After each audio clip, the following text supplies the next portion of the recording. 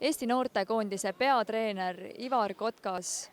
Tallinna Openi maadlusvõistlus on suurim Euroopas ja väga suur asi Eesti maadluse jaoks, et mida see võistlus sinu jaoks ja nende noorte jaoks tähendab või võiks tähendada, kes siin täna osalevad, ma mõtlen just eelkõige eestlasi?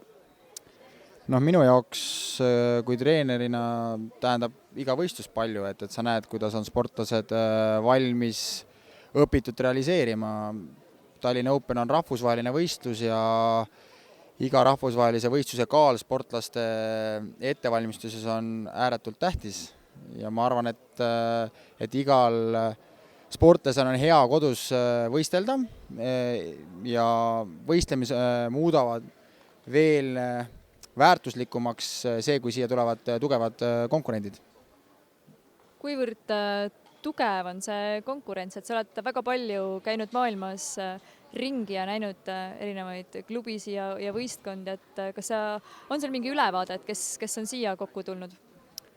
Riike on üles antud palju, et ligemale 20.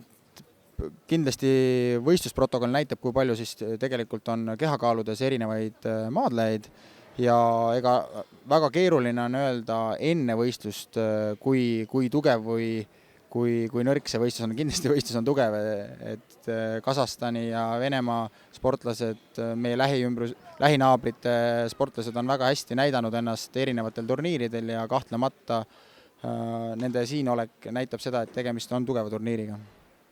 Kes sinu enda treenitavatest siin matile lähevad ja räägi nendest lähemalt? Ma treenin Audentese spordikoolis ja Audentese spordikooli õpilastest praeguse seisuga läheb maadlema 6 sportlast. Et on neid sportlasi, kes maadlevad juuniorite vanusastmes ja neid sportlasi, kes maadlevad siis kadettide vanusastmes. Kindlasti vaatan ma selle pilguga siin seda võistlust, et kes võiks tulla Audentesesse maadlusosakonda järgmisel õppeaastal, et see on hea võimalus näha, kuidas neil närvikava vastu peab, mida nad on õppinud, mida nad suudavad ette näidata, et igas mõttes kasulik võistlus. Kas see võistlus võiks olla ka mõne jaoks selliseks nagu kontrollvõistluseks enne suuremaid jõukatsumisi? Kahtlemata, aprilli lõpus on Eesti meistrivõistlused kadettide vanusastmele ja mai lõpus on Põhjamaade meistrivõistlused. Et nii mõnigi sportlane testib siin oma kaaluvõtmise oskust ja kaalu sobimise oskust, et kes vahetab kaalu, kes jääb samasse kaalu, et see on hea võistlus vahetult enne Eesti meistrivõistlusi, enne Põhjamaade meistrivõistlusi, eriti kadettidele, sest ega neil väga palju muid võistlusi sinna vahele ei tulegi, et väga tihedaks ei saa seda programmi ajada ja see sellel aastal paigutus väga hästi ka kadettide kalenderplaani. Mis sind ennast võib-olla treeneride juures kõige enam paelub või silma särama paneb? Kindlasti paneb silma särama see, kui õpitud osatakse hästi realiseerida, et see on, ma arvan, see, mille pärast seda tööd on hea teha ja samas pakub ta ka võimaluse ennast parandada, ennast arendada, et alati on tore näha, kui oled midagi edasi andnud ja seda osatakse ette näidata, et see on positiivne.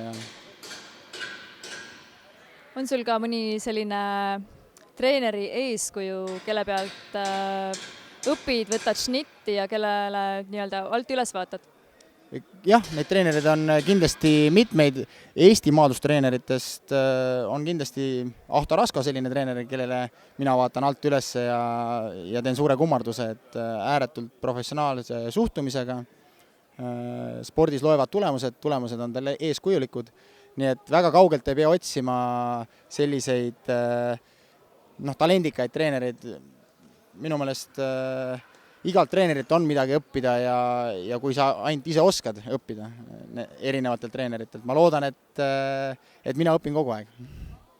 Tüdrukute maadluse nüüd on enda südameasjaks võtnud Johanna Kikas, et oled sa tüdrukutega tegemistega ka kuidagi ennast kursis hoidnud või tead sellest midagi või elad kuidagi kaasa eriliselt? Otseselt kursis ma ei ole, Johannat ma isiklikult ikka tean ja tippmäe tulemustega olen ka samuti lähedalt kursis, et ja kindlasti hoian ma pöialt Eesti maadlustüdrukutele ja mitte maadlustüdrukutele, aga Epule ja Johannale ka kindlasti, et selles osas ma soovin, et Johannal seda indu jätkuks ja samamoodi soovin, et Epu selline edukas hooaeg jätkuks juba sügisel Rios. Suur tänu!